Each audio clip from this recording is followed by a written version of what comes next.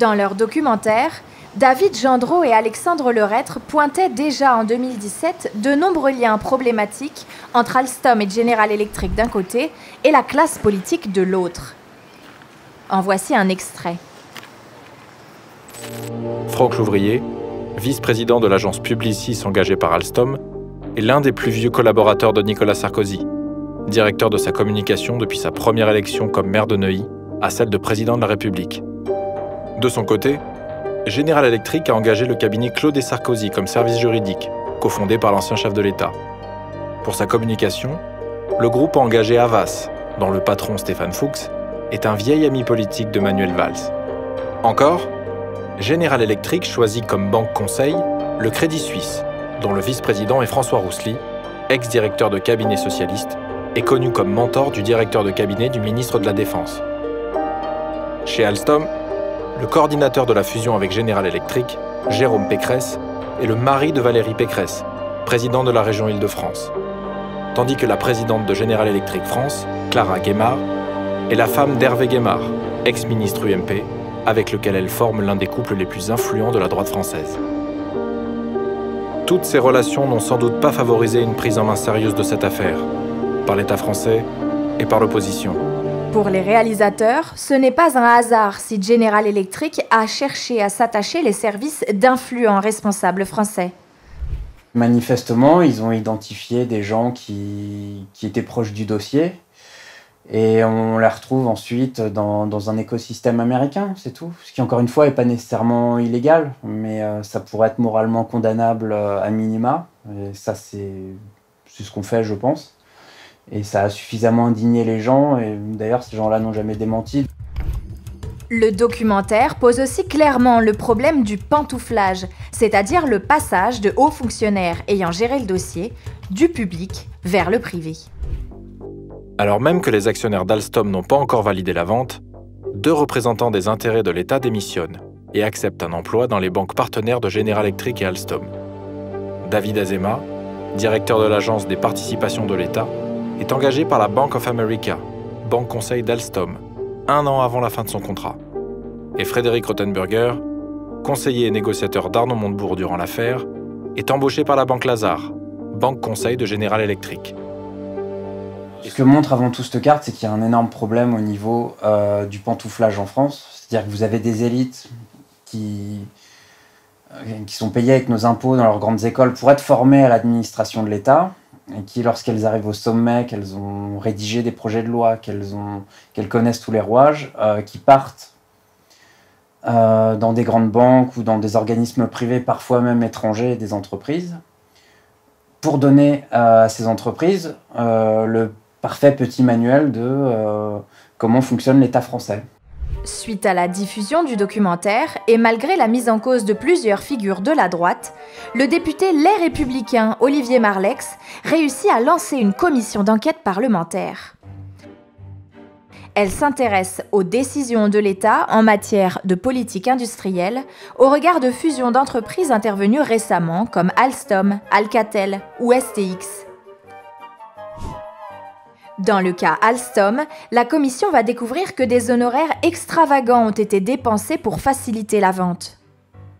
Le coût de l'opération pour Alstom s'est élevé à 262 millions d'euros. Il est difficile d'imaginer que General Electric n'a pas mis autant d'argent sur la table. Avec cet argent, Alstom a rémunéré 10 cabinets d'avocats, 2 banques conseils, Rothschild & Co, la banque où a travaillé Emmanuel Macron jusqu'en 2012, et la Bank of America Merrill Lynch, et 2 agences de communication, DGM et Publicis. Côté américain, General Electric s'est entouré de nombreux cabinets d'avocats, de 3 banques conseils, Lazare, Crédit Suisse et Bank of America, et de l'agence de communication Havas du groupe Bolloré. Il y a une telle débauche de moyens, une telle surabondance de moyens qu'en réalité, tous les gens qui sont en mesure d'influer sur la décision se sont neutralisés quelque part, ne serait-ce que par le fait que y avait-il encore une agence de communication, une agence de lobbying disponible sur Paris pour dire que ce deal n'était pas un bon deal et qu'il fallait faire autre chose. Non. Tout le monde était au service de cette opération. C'est assez juste voir comment finalement General Electric et le patron d'Alstom ont acheté Paris. Ils avaient loué tout le monde. Et un autre cas problématique sera identifié après la fin de la commission d'enquête, celui d'Hugues Bellay. Ancien conseiller aux affaires industrielles de deux ministres de l'économie, Arnaud Montebourg puis Emmanuel Macron, il a quitté ce poste en novembre 2017 pour rejoindre General Electric en tant que directeur des affaires publiques, autrement dit chef du lobbying. Le groupe américain le nommera même directeur général de GE France 1 an et demi plus tard. Et c'est à ce titre que début 2021, il adressait ses vœux très enthousiastes aux salariés comme Sébastien. Donc je vous montre la communication de M. Hugues Bellay, ancien collaborateur de M. Macron, qui nous souhaite ses vœux 2021 de manière très cordiale, très agréable, en nous expliquant par A plus B qu'il investit dans les énergies renouvelables en France, qu'il continue de garder les compétences, ça c'est fort, le savoir-faire industriel, technologique, des turbines à gaz, de l'hydroélectricité, etc., en France, alors que c'est un tissu de mensonge. Ça c'est magnifique, ça franchement, c'est vraiment à l'image de ce plan social. En novembre 2017, la commission de déontologie de la haute fonction publique ne s'était pourtant pas opposée au départ d'Hugues Bellay vers le privé. Alors j'ai rien à titre personnel contre Hugues Bellay, hein, mais c'est quand même... jamais dans un pays anglo-saxon ça aurait été possible. Que le conseiller qui était à son cabinet se retrouve président après la vente, quoi. C'est quand même un mélange des genres qui est un peu étonnant. Avec le collectif qu'ils ont créé, Philippe Petitcolin et ses collègues vivent d'autant plus mal cette nomination d'Hugues Bellay que, selon eux, elle sert d'écran de fumée. Il n'aurait en fait que très peu de pouvoir chez GE. Mais nous, on discute avec des gens qui n'ont pas la marge de manœuvre, qui sont juste des guignols, quoi. Donc il n'y a pas de dialogue social, hein. Je veux dire, ils pourraient mettre un pantin en face de nous qui hoche la tête, ça serait la même chose, quoi. Mais nous, c'est le cas, mais l'État également. C'est-à-dire qu'avec les centres de décision qui sont aux États-Unis, l'État n'a même plus quelqu'un en face de lui avec qui discuter de justement la dynamique de marché, où vous allez investir sur quoi, comment on peut vous aider. Non, ils ont un Hugues Bellay qui au passage est un ancien aussi du cabinet de M. Macron. Ils ont cru en plus pendant longtemps qu'il était directeur de GE France et qui dirigeait la France. Ils viennent seulement de se rendre compte qu'en fait, il était juste là en fait pour défendre les intérêts de GE envers le gouvernement, mais qu'il n'avait absolument aucun pouvoir. En fait, il y a une logique de l'exécutif sur la privatisation ou sur le dépecement de l'industrie. C'est-à-dire que, vous vous rappelez, les vagues de privatisation antérieures, eh bien, on avait des hauts fonctionnaires qui étaient chargés de privatiser, qui se retrouvent cadres dirigeants de l'entreprise privatisée. Donc on est dans le conflit d'intérêts évident, dans l'intéressement personnel scandaleux, etc. Donc ça, c'était ce qu'on a vu là dans l'affaire General Electric. Ça, je ne le savais pas, je viens de l'apprendre tout à l'heure, qu'un conseiller d'Emmanuel Macron devienne le responsable du lobbying de l'entreprise qui bénéficie du démantèlement d'Alstom. Là, on est au minimum dans le conflit d'intérêts. Et donc, ce n'est pas spécifiquement Emmanuel Macron, c'est un phénomène, alors je ne sais pas si c'est un phénomène oligarchique, si c'est quelque chose qui est la perte de notion de l'intérêt général. Dans la Rome antique, le système clientéliste, c'était quoi? C'était on devenait élu et on s'enrichissait en étant élu. Là, ils ne sont pas élus, les conseillers, les hauts fonctionnaires ne sont pas élus, mais ils font une carrière publique un certain temps pour s'enrichir à titre personnel. Contacté, Hugues Bellay ne nous a pas répondu. Mais l'agence de communication Pleed de General Electric affirme qu'à Bercy, il ne faisait pas partie de l'équipe ayant dirigé le rachat de la branche énergie d'Alstom. Dernier volet, 1 an après la commission d'enquête, Olivier Marleix a découvert un élément troublant. Certaines personnes ayant bénéficié de la vente d'Alstom figuraient aussi dans la liste des donateurs de la campagne d'Emmanuel Macron en 2017. Je trouve extrêmement troublant qu'on puisse établir des connexions entre des gens qui ont bénéficié de cette vente et le fait que ces personnes aient pu jouer un rôle dans le financement de sa campagne, soit en tant qu'organisateur de dîners de levée de fonds, soit en tant que directement donateur. Ce qui m'a amené d'ailleurs à faire un signalement auprès du parquet de Paris pour ces faits qui sont effectivement pour le moins troublants et qui posent question. Marc Endeveld, spécialiste de la Macronie, nuance et précise.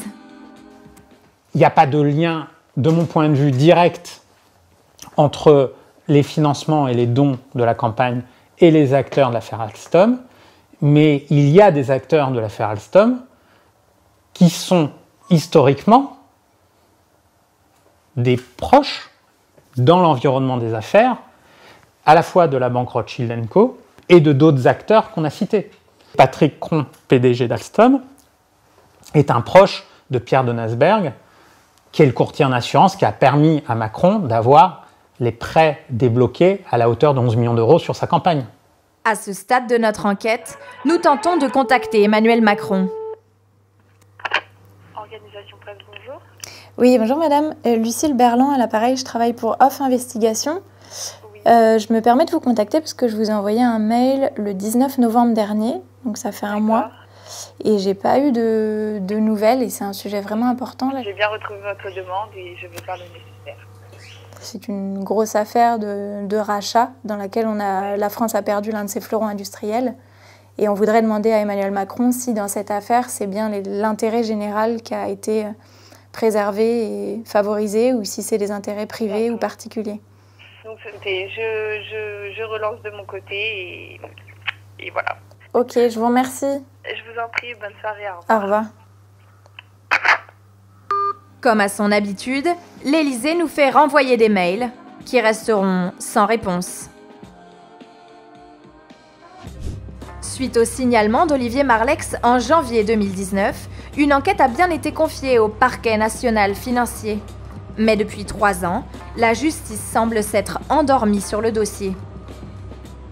À ma connaissance, le seul acte d'enquête a consisté à m'auditionner. Et donc, 2 ans et demi après, le dossier est resté enlisé au parquet de Paris. À tel point que je viens de relancer le procureur de la République pour lui demander quelle suite avait été réservée à mon signalement. En attendant, à Belfort, certains salariés sont en colère.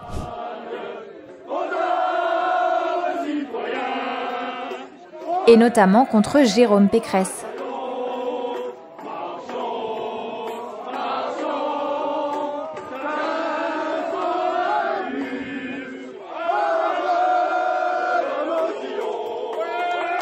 Coordinateur de la fusion avec General Electric en 2015, l'époux de la candidate Les Républicains pour la présidentielle 2022 préside aujourd'hui la branche énergie renouvelable du groupe. Or, selon un article du magazine L'Incorrect, la vente d'Alstom à General Electric aurait profité au couple Pécresse à hauteur de 1,7 million d'euros en primes, rémunération variable et retraite chapeau. Une estimation contestée par les principaux intéressés.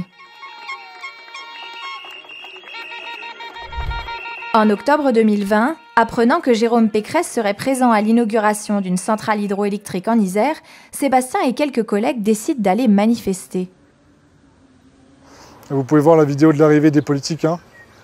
Ils sont arrivés à 100 à l'heure en voiture, ils ne se sont pas arrêtés, pas un geste, pas un bruit. La police leur avait dit qu'il y avait des manifestants, donc il ne fallait surtout pas qu'ils s'arrêtent. On a posé un pied en dehors de la voiture dans ce village. Il y a une personne qui est venue vers nous, qui était DRG, qui a prévenu la police, donc la police est arrivée. Il y avait 10 salariés. On était 10 salariés, vraiment, dont des femmes, des personnes de 60 ans, vraiment pas violentes. Vous êtes sentis comment? On s'est sentis vraiment mis de côté. J'ai envie de dire, moi, je paye mes impôts, je travaille pour la France, j'œuvre tous les jours pour ça, et vous me considérez comme ça? Vous débarquez à 5 voitures de police pour nous encadrer? Pendant que Jérôme Pécresse se félicite en anglais sur les réseaux sociaux, Sébastien, lui, accuse le coup. Vraiment, ce jour-là, après cette manifestation, je me suis senti au plus bas de l'échelle. Je me suis dit, vraiment, Après, on a beau être un salarié, quelqu'un de citoyen, en fait, on n'est rien. On n'est rien. On n'est rien du tout. Pour pas employer un mot vulgaire, quoi. C'est quoi, mot vulgaire? On est de la merde, en fait. On est vraiment la merde d'en bas. Finalement, on vit pour un système qui est corrompu d'en haut. Donc on perd confiance complète en l'exécutif. Donc, vous avez le sentiment d'être trahi? On est trahi, on se dit où va l'argent, ou qui pilote, qui tire les manettes. Est-ce que c'est les patrons du CAC 40? Est-ce que c'est les politiques? Qui c'est qui... Et au final, on comprend que c'est pas les politiques, c'est l'argent. À cause de qui vous avez perdu votre emploi? Donc Monsieur Macron m'a fait perdre mon emploi, merci beaucoup. Ouais.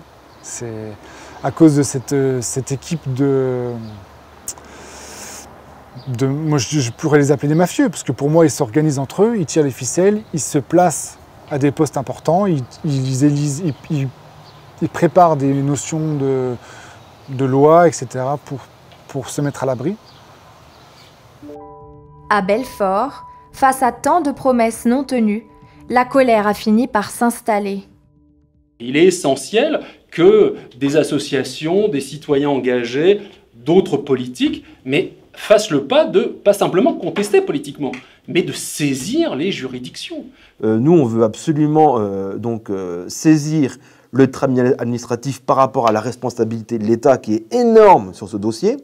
Ça va être un procès inédit parce qu'il y a souvent des ONG qui attaquent l'État sur des accords internationaux qui n'ont pas été respectés. Mais là, on parle d'un accord de droit français entre une multinationale américaine et un État français qui n'a ni fait contrôler, ni fait respecter, ni sanctionner en fait d'une façon ou d'une autre l'entreprise, même au contraire en fait. Ils continuent à leur donner de l'argent à droite à gauche, à les solliciter pour récupérer l'argent public, etc. Alors qu'il y a un désengagement total et pas uniquement dans le gaz. Donc pour nous, ça nous paraît très important de mettre l'État devant ses responsabilités. On espère qu'on aura des juges à la hauteur pour que ce procès fasse jurisprudence, fasse changer les mentalités et que le citoyen moyen comprenne l'impact de cette irresponsabilité de l'État qui est extrêmement préjudiciable pour notre territoire, quoi.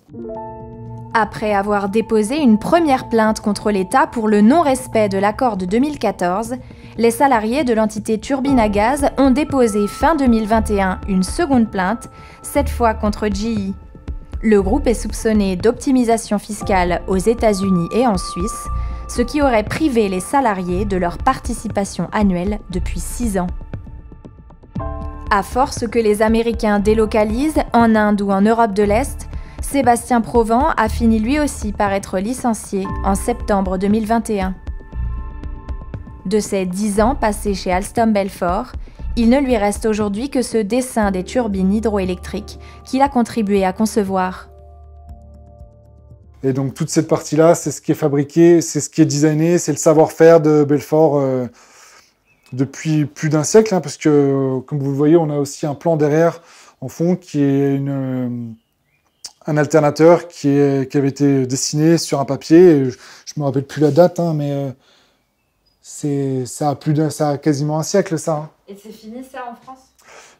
Aujourd'hui, en France, ces bureaux-là, tout est parti en poussière. Ouais. C'est fini. Ça sera mon dernier souvenir d'Alstom Hydro. Ça fait quoi? Ça fait bizarre, ça fait mal, ça fait bizarre, c'est se dire qu'il me reste plus que ça. Je me dis aussi que finalement, je vais repartir un peu de zéro, hein, après tout ça. On pense qu'on a de l'expérience, on a acquis beaucoup de choses, mais en fait, on va repartir un peu de zéro. Donc ça aussi, ça fait mal. Donc ça restera mon dernier souvenir. Ouais. Des savoir-faire industriels perdus pour la France, mais pas pour General Electric. Tous les brevets qui, depuis plusieurs générations, avaient été déposés suite au travail énorme des femmes et des hommes ingénieurs chez Alstom, sont passés, ce portefeuille de brevets, il est passé entre des mains américaines. Donc ça, c'est quelque chose qui est terrible. C'est les savoir-faire de plusieurs générations, c'est ça la souveraineté, c'est pas un truc abstrait, hein. C'est des gens qui travaillent sur un territoire, qui développent des compétences, qui se les transmettent, qui les affinent, et qui font qu'à un endroit, il y a des gens qui savent faire un truc que personne d'autre sait faire, quoi. Et un jour, on le brade. Voilà. Et ces gens-là, Quand ils ne pratiquent plus ensuite pendant quelques années, ils ne sont plus capables de retrouver leur savoir. Jusqu'au jour où peut-être que on ne pourra plus compter sur les Chinois, les Indiens, parce qu'ils fourniront plus rien. En termes d'industrie, en termes de pièces de rechange, en termes de... Parce qu'aujourd'hui, par exemple, une pièce de barrage, un alternateur hydraulique, si EDF a besoin de maintenance, il faudrait qu'il passe par les Indiens. Il n'y a plus personne en France pour faire ça. Pourquoi? Parce qu'on a tout vendu. Contre quoi? Rien. Et c'est à chaque fois des milliers d'emplois qui tombent, puisqu'on transfère la substance de l'entreprise à des gens qui ne sont plus liés à la France, on les vend. Donc quand c'est General Electric, qu'est-ce qu'ils en ont à faire de la France? Quand c'est Nokia, les Finlandais, qu'est-ce qu'ils en ont à faire de la France? Bon, quand c'est les Français, on peut leur dire, dites donc, cher ami, là, ça va pas du tout. Donc c'est comme ça que Alcatel a débauché, ferme encore, à travers Nokia, et c'est la chute finale. Retrouvez la suite de cette enquête sur notre chaîne YouTube ou directement à la fin de cette vidéo. Off Investigation, c'est des documentaires que les chaînes n'osent plus produire. Grâce à vous, notre liberté éditoriale est totale. Vos dons nous permettent d'enquêter et de révéler en vidéo à des millions d'internautes les coulisses d'un monde qui dérive trop souvent à l'abri des regards. Aidez-nous à déverrouiller l'information, faites un don.